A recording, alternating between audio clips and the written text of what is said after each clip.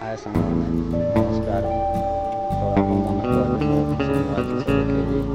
तो आपने केवे भी देखी न तो आपने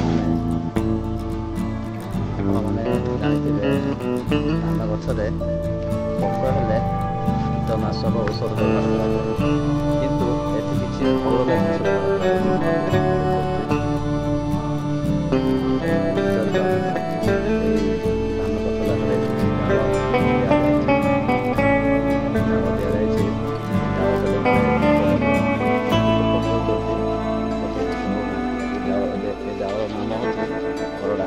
अलग ଦେଲେ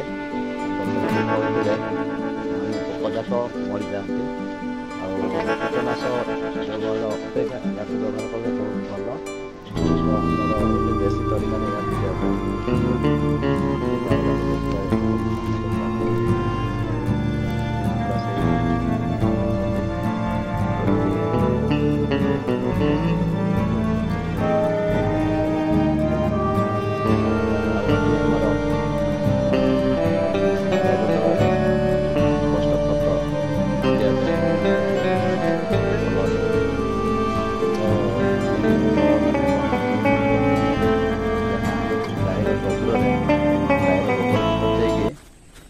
ତାହାକୁ କମ୍ପୋଷ୍ଟ ଖତ କରାଯାଏ ଆଉ କ୍ଷେତରେ ପକାଯାଏ।